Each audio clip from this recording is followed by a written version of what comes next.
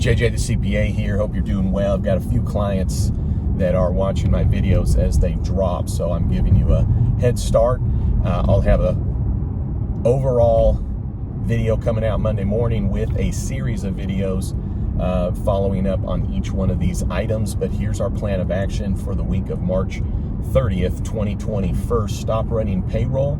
There's a new deferral I'll talk about, but you're going to want to pay your employees, and you're going to pay them in advance that's equal to the net pay, and you'll need to do that yourself. If you're with Alliant, they can give you what the net check would be, and you'll need to write a check to the employee. You want to track the time for any employees that you're paying that are out for anything related to this crisis, which right now everything's related to it.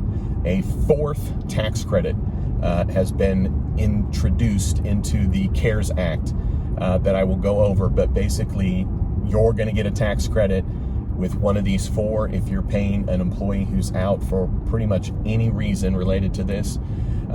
Know this, if you're a client of Alliant, I already will have all the payroll information that you need for any of these other factors right now. And then as it relates to the Paychex Protection Program, that will be what you want to get.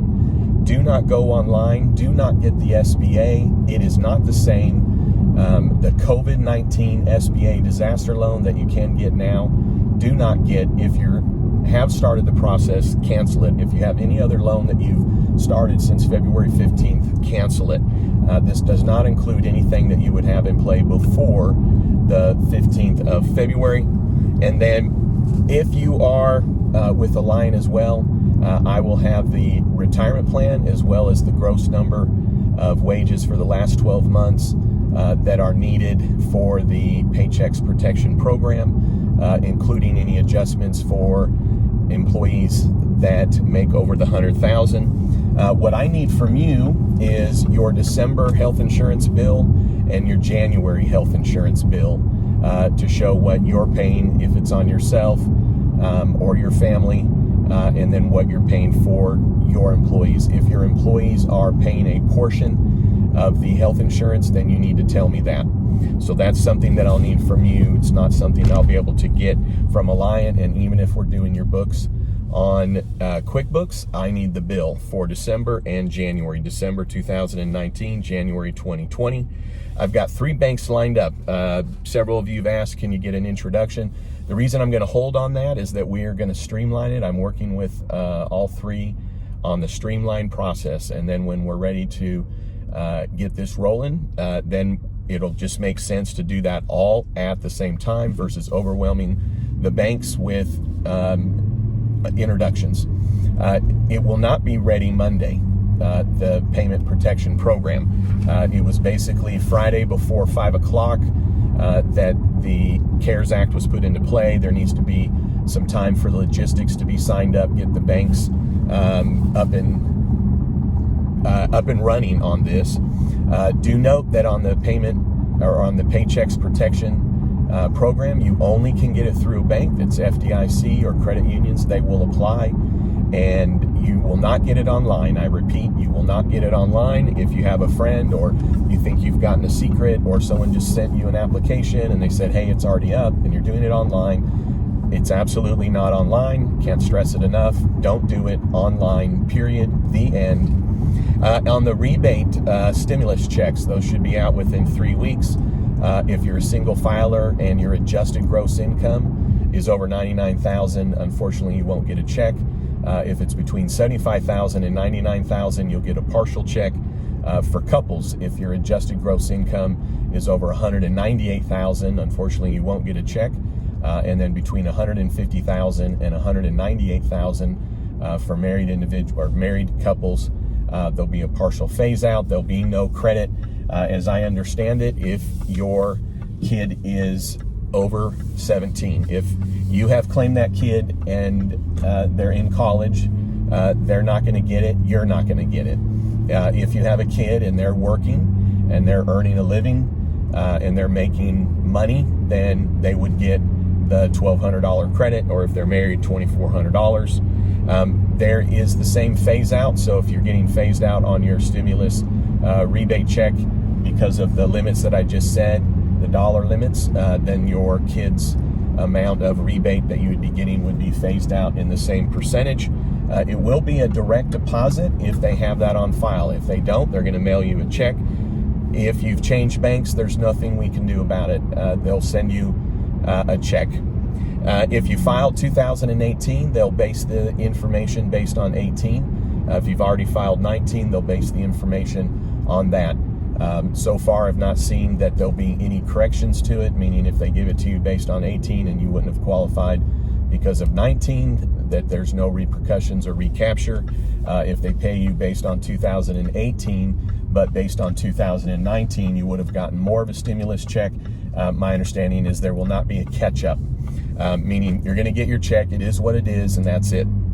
And then when you talk about based on your AGI, the adjusted gross income, what that means is, in essence, take your total amount of income, okay? So if you're a business, this is your net income. If you're a Schedule C, it's your net income. If you got a 1099, this is not on the gross, it's based on the net. If you have an S Corp, it's not based on the gross of the S Corp, it'd be based on the net. What comes on your K1, it would be taxable wages, interest, dividends, minus any losses that you have. Adjusted gross income, in essence, is the bottom line number before your itemized deductions or the standard deduction.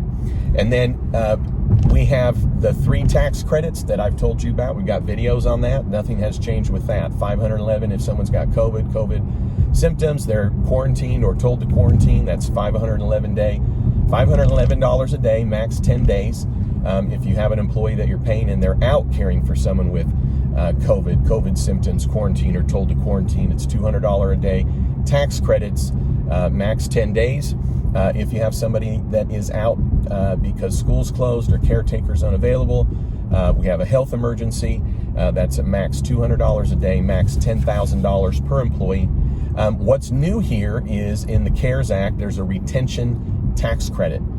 So in essence, if you have someone that is out and you're still paying them, but you don't meet any of the qualifications in any way, shape, or form, but you have continued to pay them or even a portion, then you will get a 50% credit of whatever you paid them, up to $10,000 worth of compensation. So if you have an employee and they were out, as an example, they were out, they weren't working, it could have been for any reason, you pick it, but it has to be related to the crisis, not because they went on vacation or they're on maternity leave, and you paid them $10,000 over the period of time, you would get a 50% credit, which would be a $5,000 tax credit.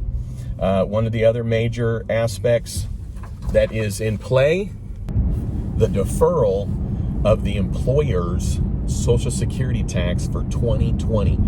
So anytime that you have an employer and they pay the employee on top of the payroll, they have to pay Social Security and Medicare tax.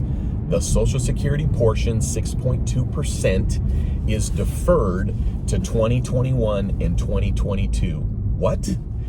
So when you are, as an employer, paying your employees, when it's time to pay your payroll tax, you cannot pay in your Social Security portion of tax. So if you have $300,000 in payroll, that's $18,000 in these taxes. And the way that it works is that you pay half in 2021, half in 2022. I'll have a video on. All right, on the Paychex Protection Program, that's exactly what it is. It's a program, basically. Money is being given to the employer. What they use for the intended purpose, they don't have to pay back. If they don't use all of it for the intended purpose, then whatever that amount is, then they have to pay it back. And in essence, that's when it becomes a loan. That's when the paperwork is then required to prove that the employer used it for the intended purpose of it. So with that, it is something that you only get through a bank. As you're looking at this, note this carefully. The payroll taxes for the employer is not included in determining how much can be borrowed, and the payroll taxes of the employer are not considered a qualified expense. That was something that was changed last second, and the reason why is because of what I just indicated earlier, which is that we now have the deferral of the Social Security tax to 2021 and 2022. Now, when you get the money, what you spend in the 8 weeks after you get the money is the qualified period for the qualified expenses to be spent to then determine what it is that you owe back. This is to avoid somebody, a business, an employer, from in essence just taking the money and then putting it in their pocket and not using it for the intended purpose, which is fine, I guess, if they do, but then they will have to pay it back. So think of this: when you get the money, you got 8 weeks to spend it from the standpoint of the amount that would be forgivable. The interest and the rent and the utilities that someone is spending in the 8 weeks after they get the loan will be part of the qualified expenses.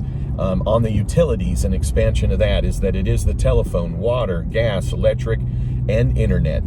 The loan, so to speak, when you determining what you have to pay back, you start paying it back within 6 months, no later than 12, or to state it another way, it's deferred 6 months, no later than 12 months. It's over 10 years, and it's at a 4%. One thing to note is that it specifically states in the law that the banks will classify it as a zero risk payment. Zero risk. That's why it should just be literally waiting for the ice cream man to come down your street and throw money your way based on how much your payroll is. This SBA COVID-19 disaster loan is online. If you get the COVID-19 SBA disaster loan, it does reduce down the amount that you get from PPP, and that amount will not be forgivable on your PPP. What do I mean by that? If you get a $75,000 PPP amount and you get a $25,000 SBA COVID-19 disaster amount, for sure, $25,000 of your PPP will not be forgiven, period, the end. And if you have a 401k loan, you have now until 1/1/22 to pay it back. You don't have to do the required minimum distributions. You can stop that for 2020. If you have student loans, you will need to call the student loan company. They don't, as I understand it, going to do this automatically for you, but they can stop payments with no interest being added through September 30, 2020. You can use your HSA to pay for over-the-counter medicines. NOL is released for a carryback now if you have a net operating loss. If you're one of my clients, you don't have one. Bonus depreciation can be taken on qualified improvement property on buildings. That was a technical error that was fixed. Losses are no longer limited to $500,000. That is good for my clients because sometimes we are designing through depreciation losses from the standpoint of the depreciation. So we were dealing with a $500,000 limit to losses. Now there is no limit. The unemployment compensation. Okay, this is being made out that it's sexy, and it is, but it's not so sexy that employers should go ahead and let their employees go thinking they're going to get something sexy from the federal government. But here, nonetheless, for those that need the unemployment, this is good because they get an additional $600 a week. They will get an additional 13 weeks of federal benefit, the $600, 13 weeks past when their state benefits end. They will get 39 weeks in total, assuming that they continue to be unemployed. This is retroactive back to 1/27/2020. Now, you don't have to be collecting state unemployment to get the federal unemployment. If you're denied state unemployment, you can still get the federal unemployment. It's broader. Federal-backed mortgages can be put on hold for 180 days. You must call the mortgage company and they can put it on hold for 180 days, and there'll be no fees, no penalties, and no interest for the time that they move it. You can pull $100,000 from your retirement account. Yes, you will pay tax on it, but no, you will not pay a 10% penalty. Again, this would be you're affected by COVID. Everyone is. But the $100,000 that you pull out of retirement, you not paying it back, it becomes taxable in normal circumstances. In the year that you pull it out, that's the year that it's taxable. In these circumstances, under the CARES Act, the amount that you pull out in 2020, up to $100,000, and there's some other caveats to this, okay? Then you will pay tax 1/3 of it in 2020, 1/3 of it in 2021, and 1/3 of it in 2022. And then if you are borrowing from a 401k, okay, so this is, you pulled out the 100, you're never paying it back, okay, you're going to pay tax on that. But if you need to borrow from your 401k, you can pay it back. Typically in the past, you've had a 60-day window, sometimes a little longer, but long story short, you can pay it back as late as 1/1/22. So this is a snapshot of everything, including the credits from the Families First as well as the CARES Act.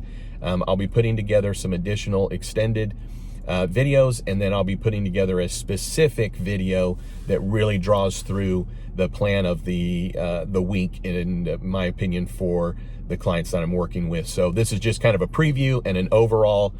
Clients, if you're listening to this, thank you so much. I appreciate you. Hopefully you saw the funny video that I put together, and then just know this, there's a fresh set of videos coming out, including everything I said at the beginning of this video, which is, here's our course of action. All right, hey, thanks for tuning in. I'd love it if you'd subscribe to my video. I appreciate you watching, and thank you for the comments. And then don't you ever forget, you've never met a CPA quite like me.